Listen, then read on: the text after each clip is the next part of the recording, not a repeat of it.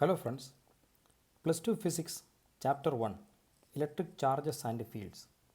ഈ ചാപ്റ്ററിൻ്റെ ഡിസ്കഷൻ നമ്മൾ സ്റ്റാർട്ട് ചെയ്യുകയാണ്. +2 ഫിസിക്സ് പഠനം തന്നെ നമ്മൾ ഈ വീഡിയോ ക്ലാസ്സിലൂടെ ആരംഭിക്കുകയാണ്. അപ്പോൾ എല്ലാവരും നന്നായിട്ട് പഠിക്കുക. ഇന്നത്തെ വീഡിയോ ക്ലാസ്സിൽ നമ്മൾ 3 ടോപ്പിക്കാണ് പഠിക്കുന്നത്. Introduction to electrostatics, frictional electricity, electroscope. ഇത് ഈ അധ്യായത്തിൻ്റെ ഫസ്റ്റ് ക്ലാസ്സാണ്. നമുക്ക് സ്റ്റാർട്ട് ചെയ്യാം. ഇവിടെ നമുക്ക് 2 ഇമേജുകൾ കാണാം. ഒന്ന് ഒരു ലൈറ്റ്നിങ് സ്ട്രൈക്കാണ്, ഇടിമിന്നൽ. 2 ഒരു പൂച്ചയുടെ ദേഹത്ത് thermocol കഷ്ണങ്ങളിങ്ങനെ ഒട്ടിപ്പിടിച്ചിരിക്കുന്നതാണ്.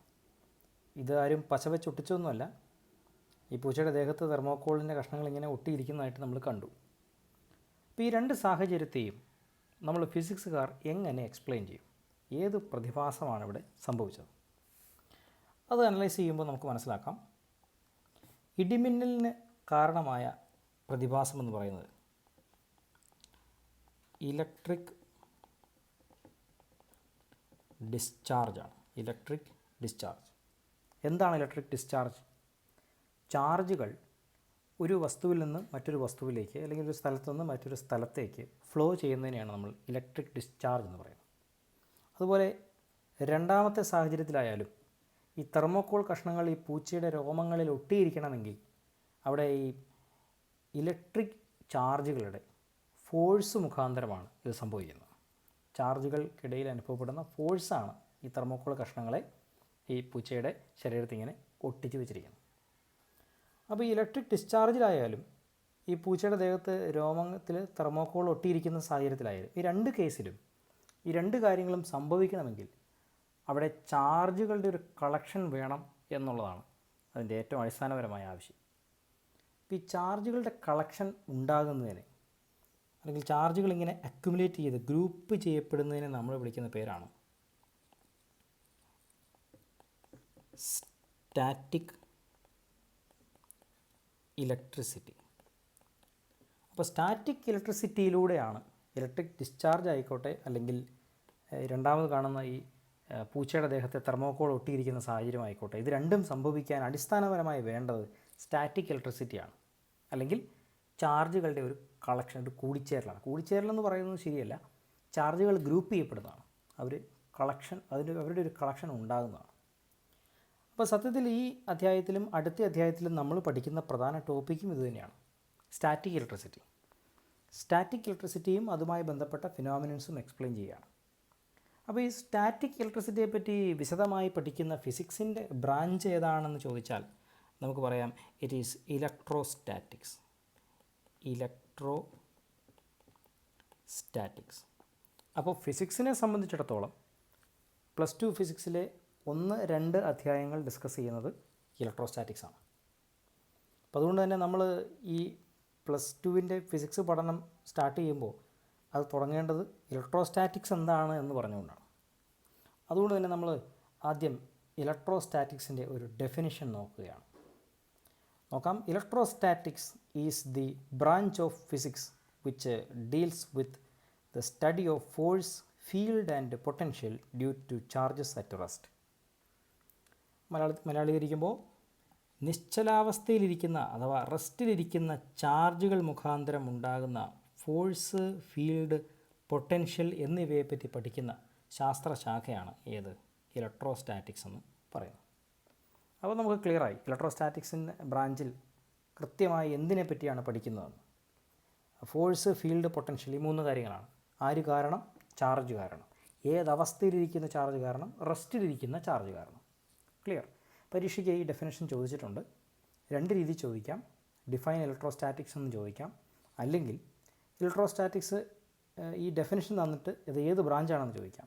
Name the branch of physics which deals with study of force, field and potential due to charges at rest. അപ്പോൾ അതിൻ്റെ പേരാണ് എഴുതുന്നത്. അപ്പോൾ ഇലക്ട്രോസ്റ്റാറ്റിക്സ് എന്ന് എഴുതുക. എന്തായാലും ഇത് A പാർട്ടിൽ 1 മാർക്കിന് ചിലപ്പോൾ ചോദിക്കാൻ സാധ്യതയുള്ള ഒരു ടോപ്പിക്കാണ്. ഓക്കെ. അപ്പോൾ നമ്മൾ ഇലക്ട്രോസ്റ്റാറ്റിക്സ് പഠിച്ചു തുടങ്ങുമ്പോൾ അത് വളരെ ഫണ്ടമെൻ്റലായ ഒരു ബ്രാഞ്ച് ആയതുകൊണ്ട് തന്നെ ചാർജ് എന്ന ആശയത്തിലേക്ക് നമ്മൾ എങ്ങനെ വന്നു എന്ന് മുതലുള്ള കാര്യങ്ങൾ പറയേണ്ടി വരും. കാരണം അത്രയ്ക്കും ഫണ്ടമെൻ്റലായ കാര്യങ്ങൾ പറഞ്ഞു വരുമ്പോഴാണ് ഇലക്ട്രോസ്റ്റാറ്റിക്സിൻ്റെ പഠനം പൂർണ്ണമാകും.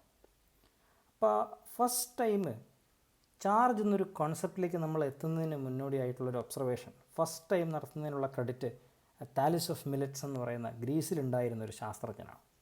ഏറെക്കുറെ BC 600-കളിൽ അദ്ദേഹം നടത്തിയ വളരെ ഇൻട്രസ്റ്റിംഗ് ആയിട്ടുള്ളൊരു ഒബ്സർവേഷനാണ് amber rubbed with wool or silk cloth attract light objects. അതായത് ആംബർ എന്ന് പറയുന്ന വസ്തു വൂൾ അഥവാ കമ്പിളി അല്ലെങ്കിൽ സിൽക്ക് ഈ രണ്ടിലേതെങ്കിലും ഒരു തുണിയുമായിട്ട് ഇത് രണ്ടും കൊണ്ട് നിർമ്മിച്ചിരിക്കുന്ന ഏതെങ്കിലും ഒന്നുകൊണ്ട് നിർമ്മിച്ചിരിക്കുന്ന തുണിയുമായിട്ട് റബ്ബ് ചെയ്യുമ്പോൾ ആംബറിന് ലൈറ്റ് ഒബ്ജക്റ്റുകളെ അല്ലെങ്കിൽ ഭാരം കുറഞ്ഞ ഒബ്ജക്റ്റുകളെ അട്രാക്റ്റ് ചെയ്യാൻ കഴിയും. അങ്ങനെ അദ്ദേഹം കണ്ടു. ഈ ആംബറിൻ്റെ ഒരു ചിത്രമാണ് ഈ ഫിഗറിൽ തന്നിരിക്കുന്നത്. ഈ ആംബർ എന്ന് പറയുന്നത് ഒരു മരത്തിൻ്റെ കറയാണ്. ഈ കുന്തിരിക്കം എന്നൊക്കെ പറയുന്ന പോലെയുള്ളൊരു മരത്തിൻ്റെ കറയാണ്. അത് നവരത്നങ്ങളിൽ ഒന്നായിട്ടാണ് കണക്കാക്കുന്നത്. കാരണം അത് പോളിഷ് ചെയ്തെടുത്തു കഴിഞ്ഞാൽ വളരെ മനോഹരമാണ്. ആഭരണങ്ങളൊക്കെ ഉണ്ടാക്കാനൊക്കെ ഉപയോഗിക്കുന്നൊരു വസ്തുവാണ്.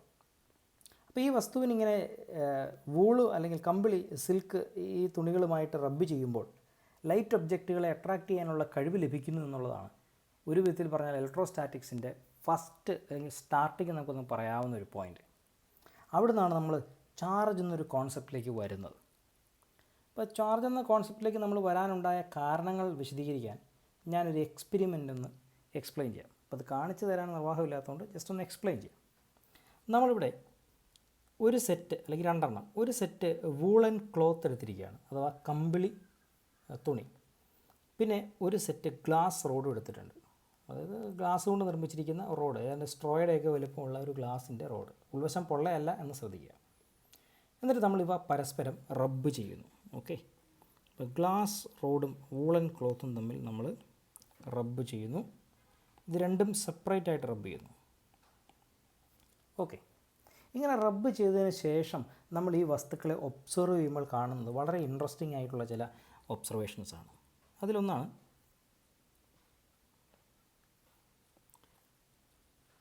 ഗ്ലാസ് റോഡുകൾ പരസ്പരം റിപ്പെല് ചെയ്യുന്നു. അതുപോലെ വൂളൻ ക്ലോത്തുകൾ പരസ്പരം റിപ്പെല് ചെയ്യുന്നു.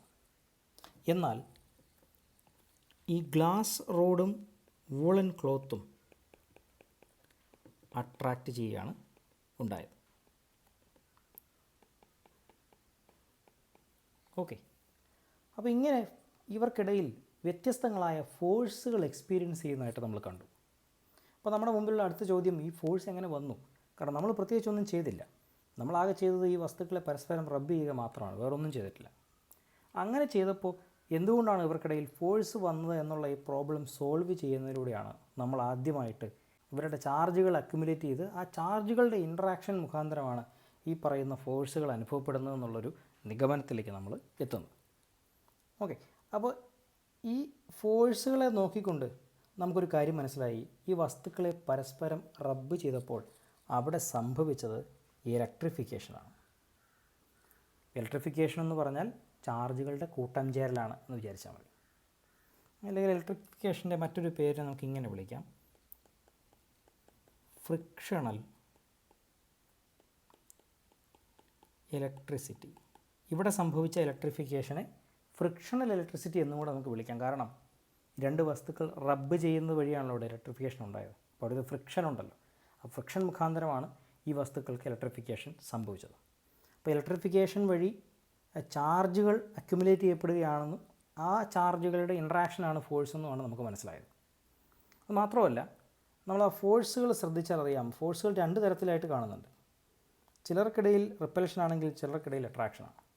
അപ്പോൾ അവിടുന്ന് തന്നെ നമുക്കൊരു കാര്യം മനസ്സിലായി, ഇലക്ട്രിഫിക്കേഷൻ രണ്ട് തരത്തിലുണ്ടാവും. ആ രണ്ട് തരത്തിലുള്ള ഇൻട്രാക്ഷനാണ്. ഒന്ന് ലൈക്ക് ചാർജസ് റിപ്പൽ, രണ്ട് അൺലൈക്ക് ചാർജസ് അട്രാക്ട്. ഒരേ ടൈപ്പ് ചാർജ് ആണെങ്കിൽ ആ ചാർജുകൾ അക്യുമുലേറ്റ് ചെയ്തിരിക്കുന്ന വസ്തുക്കൾ തമ്മിൽ റിപ്പൾസീവ് ഫോഴ്സ് ആയിരിക്കും. ഡിഫറൻറ്റ് ടൈപ്പ് ചാർജ് ആണെങ്കിൽ ആ ചാർജുകൾ അക്യുമുലേറ്റ് ചെയ്ത വസ്തുക്കൾ തമ്മിൽ അട്രാക്റ്റീവ് ഫോഴ്സ് ആയിരിക്കും. അങ്ങനെ രണ്ട് തരം ചാർജ് ഉണ്ടെന്നും രണ്ട് തരം ചാർജുകൾക്കിടയിൽ അനുഭവപ്പെടുന്ന ഫോഴ്സ് രണ്ട് ഡിഫറൻറ്റ് ടൈപ്പാണെന്ന് നമുക്ക് മനസ്സിലായി. ക്ലിയർ?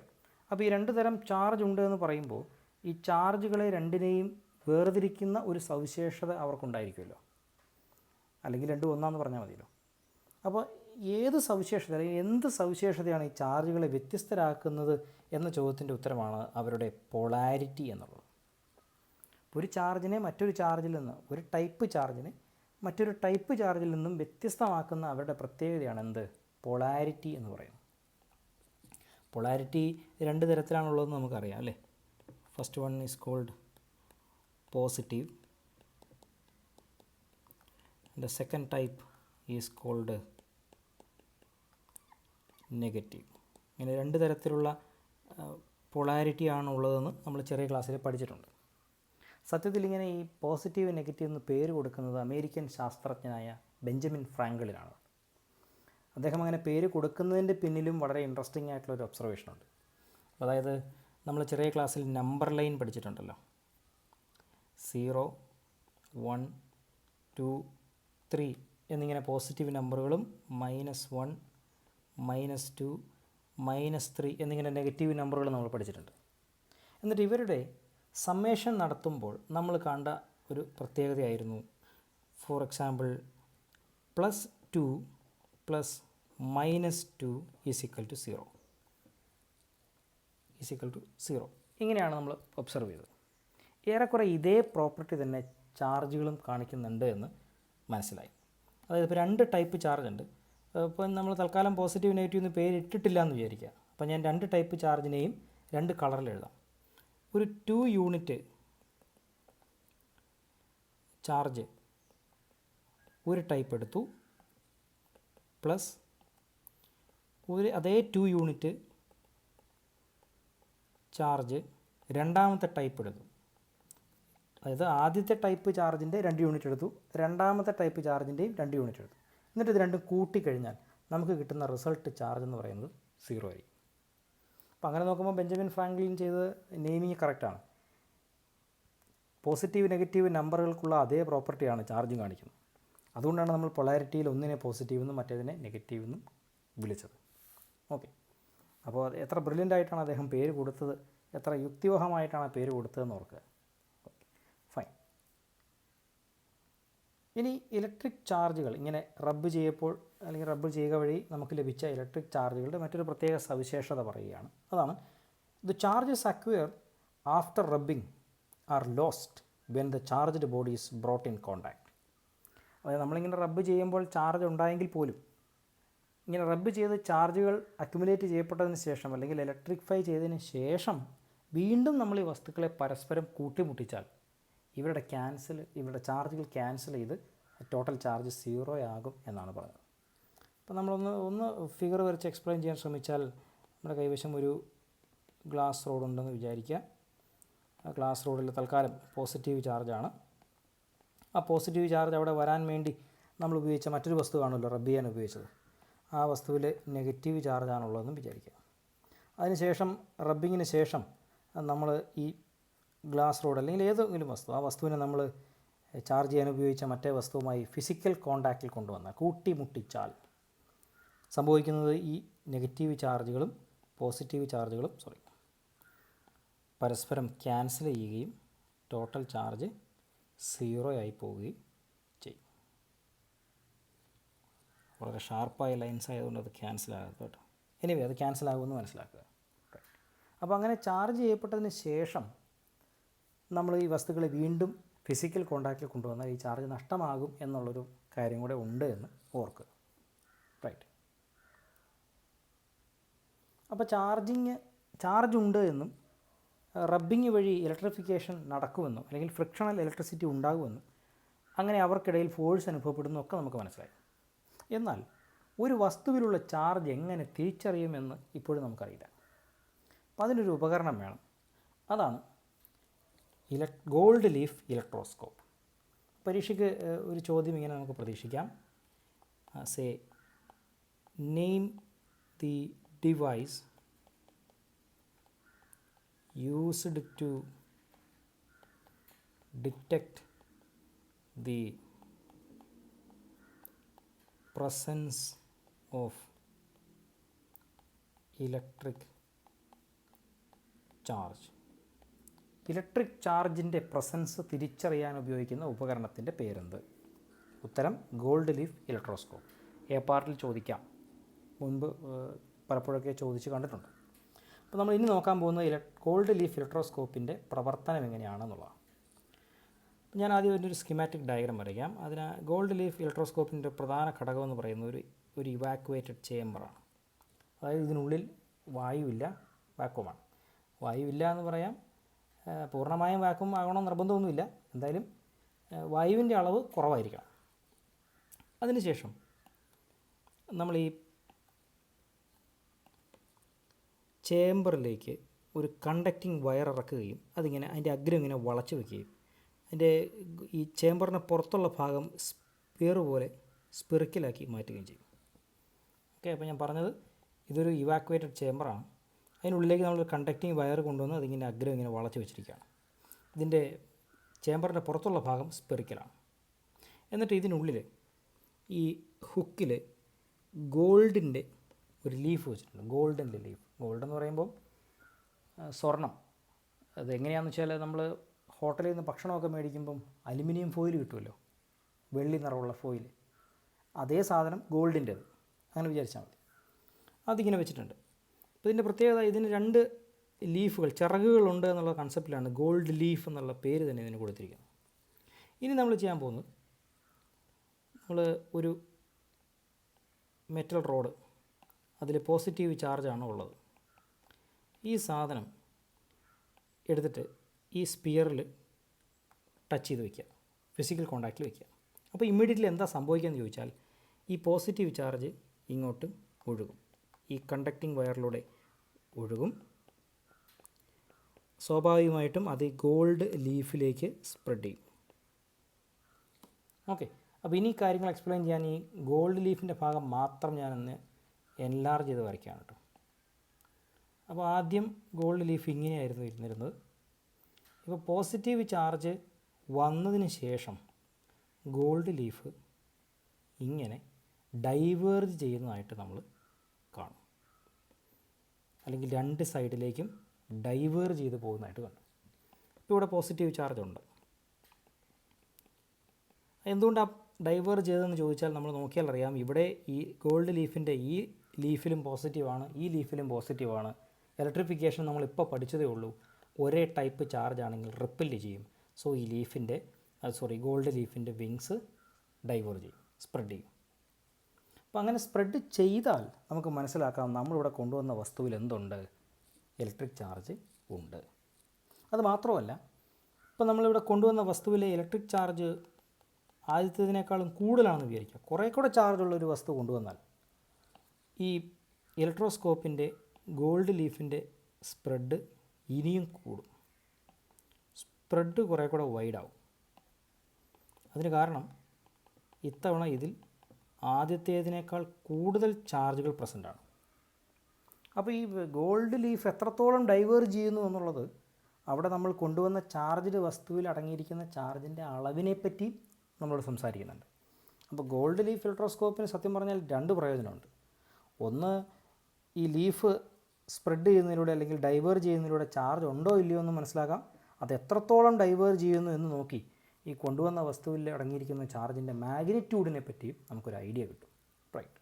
അപ്പോൾ ഇങ്ങനെയാണ് ഒരു ഗോൾഡ് ലീഫ് ഇലക്ട്രോസ്കോപ്പ് വർക്ക് ചെയ്യുന്നത്. വളരെ സിമ്പിളായൊരു ഉപകരണമാണ്, നമുക്ക് വീട്ടിലൊക്കെ ഉണ്ടാകാവുന്നതേ ഉള്ളൂ. യൂട്യൂബിലൊക്കെ ഇഷ്ടംപോലെ വീഡിയോ ഉണ്ട്, ഒന്ന് ട്രൈ ചെയ്ത് നോക്കുക. വെറുതെ ഇരിക്കുമ്പോൾ ഇപ്പോൾ നിങ്ങൾ ഒരു ഗോൾഡ് ലീഫ് ഇലക്ട്രോസ്കോപ്പ്, ഗോൾഡ് വേണമെന്നില്ല, നേരത്തെ പറഞ്ഞതുപോലെ അലുമിനിയം ഫോയിലായാലും ഇത് വർക്ക് ചെയ്യും. അപ്പോൾ അങ്ങനെ ഒരെണ്ണം നിർമ്മിക്കാനൊന്ന് ശ്രമിച്ചു നോക്കുക. കുറഞ്ഞ ചിലവിൽ, ഒരുപാട് പൈസ മുടക്കുന്നതിൻ്റെ ഒന്നും കാര്യമില്ല. യൂട്യൂബിലൊക്കെ 0 എക്സ്പെൻസിൽ നമ്മൾ വീട്ടിൽ തന്നെയുള്ള സാധനങ്ങൾ ഉപയോഗിച്ചുകൊണ്ട് നിർമ്മിക്കാവുന്ന ഗോൾഡ് ലീഫ് ഇലക്ട്രോസ്കോപ്പൊക്കെ ഉണ്ട്. എന്നിട്ട് നമുക്ക് നേരത്തെ പോലെ വേണമെങ്കിൽ ഒരു PVC പൈപ്പും ഒരു വൂളൻ ക്ലോത്തും, അതായത് കമ്പിളിയുടെ ഒരു തുണിയുടെ കഷ്ണവും ഒരു PVC പൈപ്പും വെച്ച് റബ്ബ് ചെയ്തതിന് ശേഷം നമ്മൾ ഉണ്ടാക്കിയ ഇലക്ട്രോസ്കോപ്പിൽ ഇങ്ങനെ കൊണ്ടുവന്ന് മുട്ടിച്ചാൽ ഇതുപോലെ സ്പ്രെഡ് ചെയ്യുന്നതായിട്ട് നമുക്ക് കാണാൻ പറ്റും. റൈറ്റ്. അങ്ങനെ അത് കണ്ടും കൂടെ മനസ്സിലാക്കിയാൽ it will be more interesting. Right. അപ്പോൾ ഇത്ര മാത്രമാണ് നമ്മൾ ഫസ്റ്റ് ക്ലാസ്സിൽ ഡിസ്കസ് ചെയ്യുന്നത്. പറഞ്ഞ കാര്യങ്ങൾ മനസ്സിലായി എന്ന് വിചാരിക്കുന്നു. ഏതെങ്കിലും ടോപ്പിക്കിൽ സംശയമോ കൺഫ്യൂഷനോ ഉണ്ടെങ്കിൽ താഴെ കമൻറ്റ് ബോക്സിലേക്ക് ഇടാം. ഓക്കെ. അപ്പോൾ എല്ലാവരും നന്നായിട്ട് തന്നെ പഠിക്കുക, തുടർന്ന് കണ്ടിന്യൂസ് ആയിട്ട് പഠിക്കുക. അടുത്ത വീഡിയോയിൽ കാണാം. Thank you.